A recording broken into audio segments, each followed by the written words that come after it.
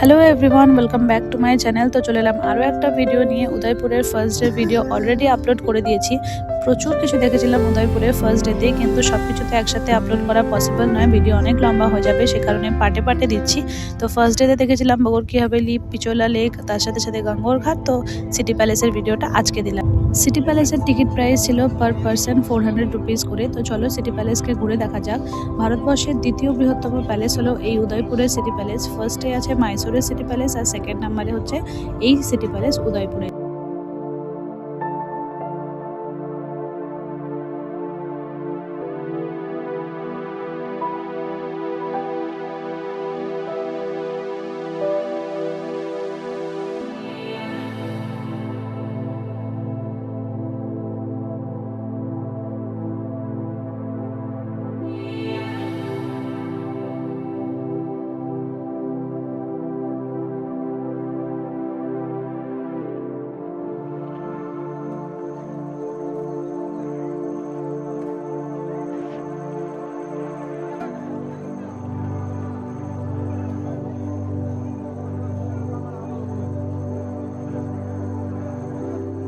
উদয়পুরের এই বৃহত্তর city palace তৈরি করতে শুরু করেছিলেন মহারানা উদয় সিং 1559-এ, কিন্তু একজন রাজার তত্ত্বাবধানে এই সিটি প্যালেস তৈরি হয়নি।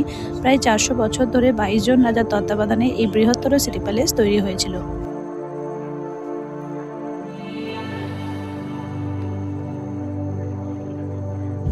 মোগল শাসকরা যখন বারবার মেওয়ারের রাজধানী চিত্তরে আক্রমণ করছিলেন, তখন এই আক্রমণের হাত থেকে বাঁচতেই মহারানা উদয় সিং উদয়পুরকেই বেছে নেন। কারণ হচ্ছে উদয়পুর জায়গাটা আরাবল্লী পর্বত দিয়ে ঘেরা, তার সাথে সাথে পিছলা লেক এই জায়গাটিকে অনেকটাই সুরক্ষিত করে। তো সেই কারণেই এই জায়গাটিকেই চুজ করা হয়েছিল সিটি প্যালেস বানানোর জন্য, যাতে এই আক্রমণের হাত থেকে বাঁচা যায়।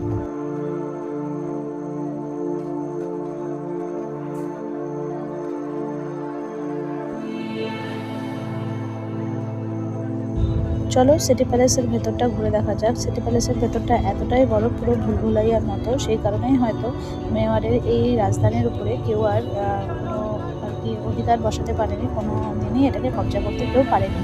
তো এই যে ডান দিকে ঢুকে এন্ট্রান্সের কাছে দেখতে পাবে প্রত্যেকটা মেওয়ারের রাজার এখানে ডিটেলস দেওয়া আছে, যারা যারা এই উদয়পুর সিটি প্যালেসে রাজত্ব করেছিলেন আর কি। মেওয়ারের এই প্রত্যেকজন রাজা আর অপূর্ব সুন্দরভাবে আর্কিটেকচার তো করা আছেই, তার সাথে সাথে মেনটেন্যান্সও খুবই সুন্দর করে করা হয়েছে।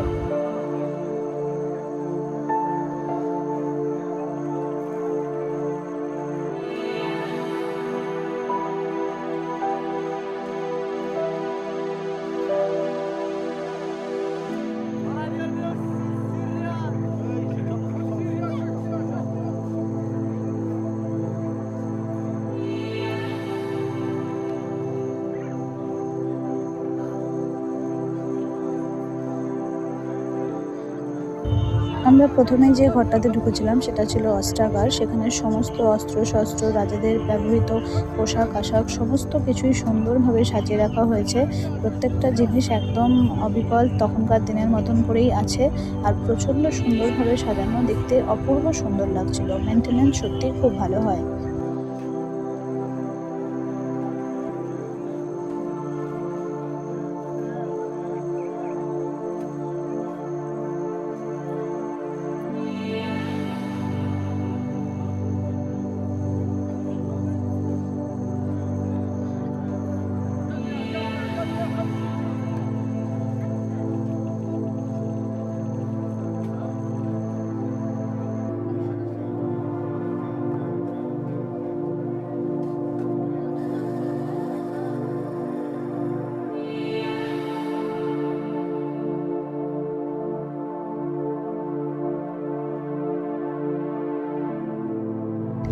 আমরা এবার সিটি প্যালেসের মুখ্য দরজা দিয়ে প্রবেশ করছি। তার নাম হলো গণেশ দেউরি। দেখতেই পাচ্ছ গণেশ ঠাকুরের মূর্তি এখানে বসানো আছে, আর হাতের কাজ দেখো, প্রত্যেকটা মানে শিল্প স্থাপত্য এতটাই সুন্দরভাবে এখানে মেনটেন করা হয়েছে। আর এখন আমরা যাচ্ছি দোতলাতে, সেখানেই আমরা এখন উঠে যাব।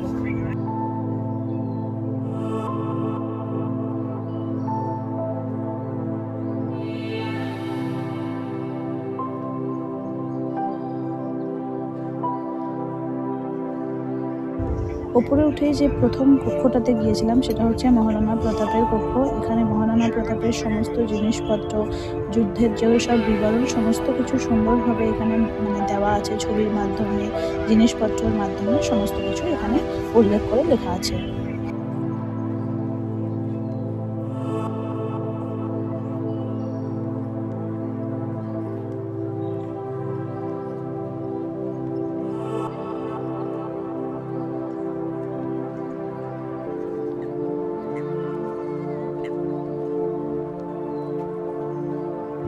এবারে আমরা উঠে এলাম একদমই সিটি প্যালেসের উপরে, যেখান থেকে উদয়পুর সিটি সমস্তটাই দেখতে পাওয়া যাচ্ছে। আর এটা হচ্ছে পিছলা লেক, দেখতেই পাচ্ছ যার কথা বলছিলাম, আরাবল্লী পর্বত আর পিছলা লেক দিয়ে এই সিটি প্যালেস পুরোটাই ঘেরা। তো সেই জায়গাতেই আমরা চলে এসেছি। আর এখানে দেখো একটা সুন্দর বাগানের মতন বানানো আছে, খুবই সুন্দর দেখতে। এখানে ফটো সেশনের জন্য তো একটা অপূর্ব জায়গা।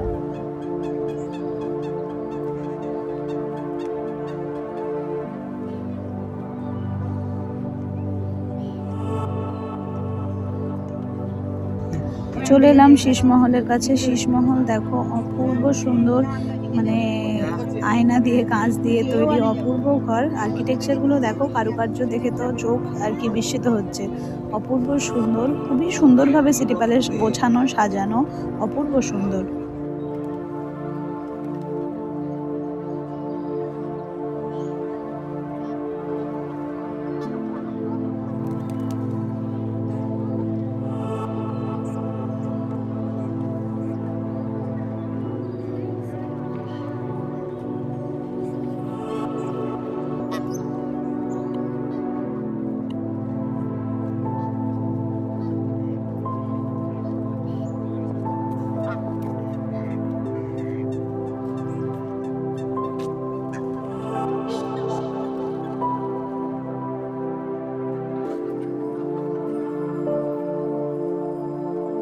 প্যালেসের মধ্যে ঘুরতে ঘুরতে বিভিন্ন জায়গায় ঠাকুরেরও বিভিন্ন মূর্তি দেখতে পাওয়া যাচ্ছে। তার সাথে সাথে আগেকার দিনের চেয়ার টেবিল, সমস্ত আসবাবপত্র যন্ত্রপাতি যা যা রাজা মহারাজারা ইউজ করতেন সেগুলোও দেখতে পাওয়া যাচ্ছে।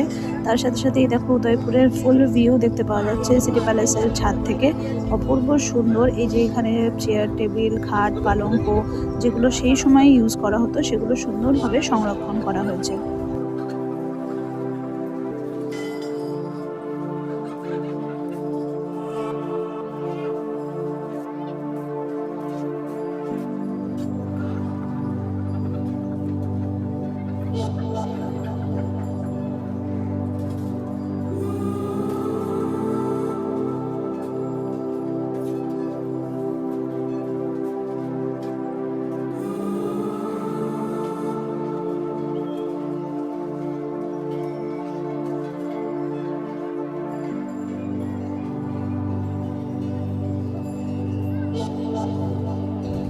এটি হলো তখনকার দিনের রান্নাঘর। তখন যে সমস্ত আসবাবপত্রের মধ্যে জিনিসপত্রতে রান্না করা হতো সেই সমস্ত জিনিস সুন্দরভাবে সংরক্ষণ করা হয়েছে। আর তখনকার জিনিস কিন্তু একটুও নষ্ট হয়নি, সমস্ত কিছুই খুব ভালোভাবে সংরক্ষণ করা হয়েছে।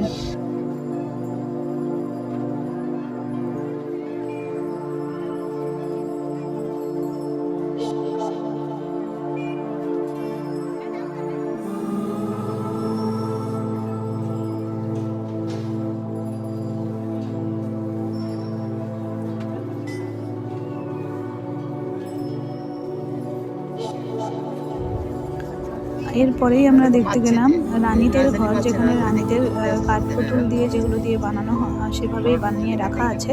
আর সেখানে সমস্ত কিছুর ডিটেলসে রানীরা যখন যেভাবে জিনিসপত্র ইউজ করতেন, এখানে দেখো ছোট্ট কৃষ্ণগোপাল আছে। এরকমভাবে যেমনভাবে রানীরা থাকতো, তাদের জামা কাপড় বাক্স পালঙ্ক যা কিছু তারা ইউজ করতো সমস্ত কিছুই খুব সুন্দরভাবে সংরক্ষণ করা হয়েছে। একটা তো ঘর দেখলাম যেখানে রানীরা বসে চুল আঁচড়াতো, সেরকম একটা সুন্দর একটা পুতুল দিয়ে জিনিসটা বানানো আছে। তোমরা এরপরেই ওটা দেখতে পাবে। এই দেখো, এই কথাটাই বলছিলাম, সুন্দরভাবে জিনিসগুলো পুতুলের আকারে বানিয়ে রাখা আছে।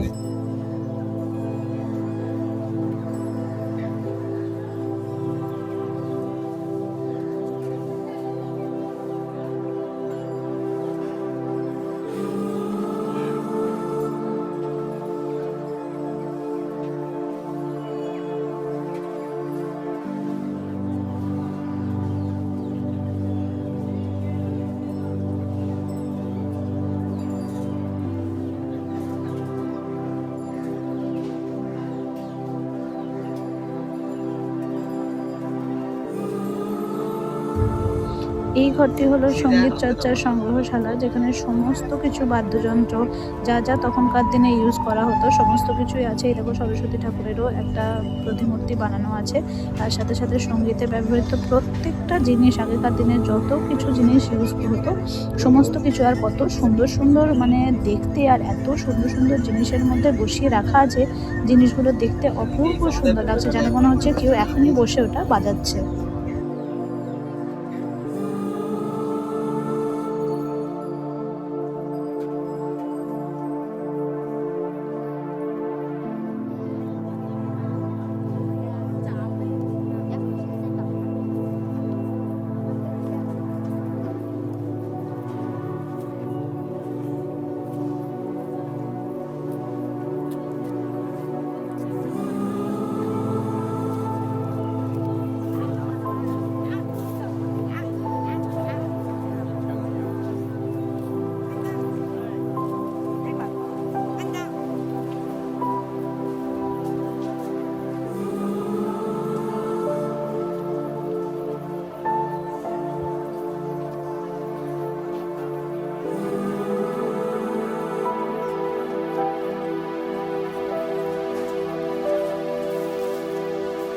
প্যালেস থেকে আমরা বেরিয়ে এসেছি। এখানে দেখছি যে বিভিন্ন রকমের পালকি রাখা আছে, যত রকমের পালকি রাজারা রানীরা ইউজ করতেন সমস্ত পালকিরই এখানে সম্ভার আছে। আর এটা হচ্ছে গোকুল নিবাস, যার ভেতরে আছে রাজা মহারাজারা যে সমস্ত জামা কাপড় পরতেন, রানীরাও যা যা ইউজ করতেন সমস্ত কিছুই এখানে সুন্দরভাবে সংরক্ষণ করা হয়েছে। এত বড় সিটি প্যালেস যে সমস্ত কিছু যতটা সম্ভব হয়েছে ক্যাপচার করার চেষ্টা করেছি।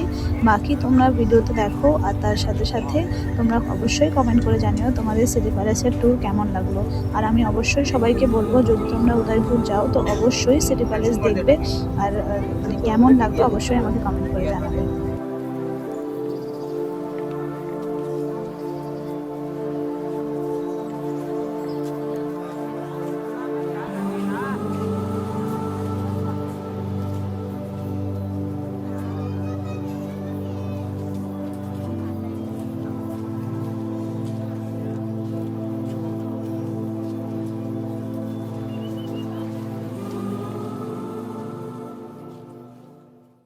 সিটি প্যালেস যেটা ছিল উদয়পুরের, সেটা ঘোরা আমাদের কমপ্লিট। আমরা এখন যাচ্ছি কার্নি মাতার মন্দির। এই দেখো এখানেও কত সুন্দর ঠাকুরের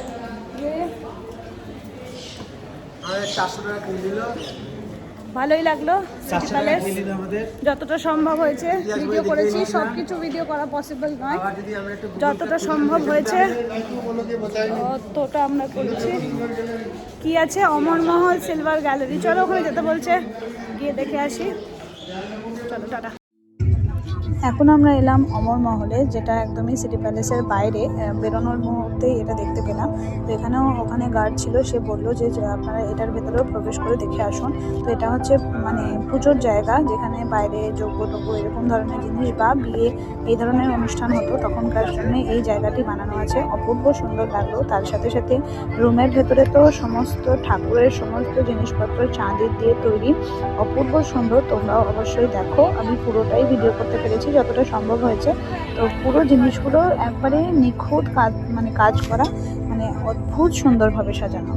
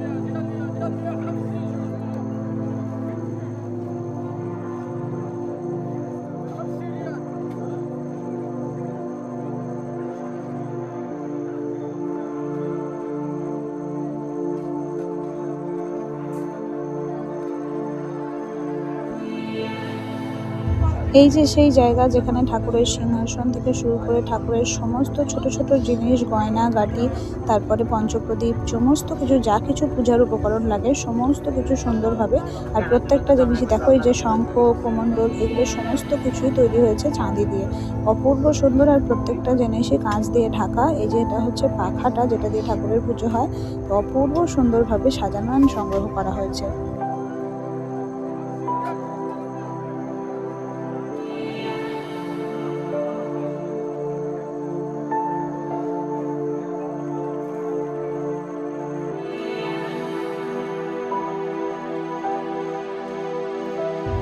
এবার আমরা বেরিয়ে চলে এসেছি একদম বাইরে, সিটি প্যালেসের পেছন দিকে, যেদিকে লেকটা আছে, জগ মন্দিরও আছে সেই দিকটাতে। তো সুন্দর দেখো টয় ট্রেন চলছে, তো এগুলোতে আমরা চাপিনি, আমরা ঘুরে এখান থেকে চলে গিয়েছিলাম কালী মাতা মন্দিরে। তো আজকের ভিডিওটা এখানেই শেষ করছি। ভিডিও কেমন লাগলো অবশ্যই তোমরা কমেন্ট করে জানাবে। তো চলো, দেখা হচ্ছে আবার নেক্সট ভিডিওতে। এই যে সেই পিছড়া লেক, অপূর্ব সুন্দর। তো আজকের মতন টাটা, দেখা হচ্ছে আবার নেক্সট ভিডিওতে। Bye bye.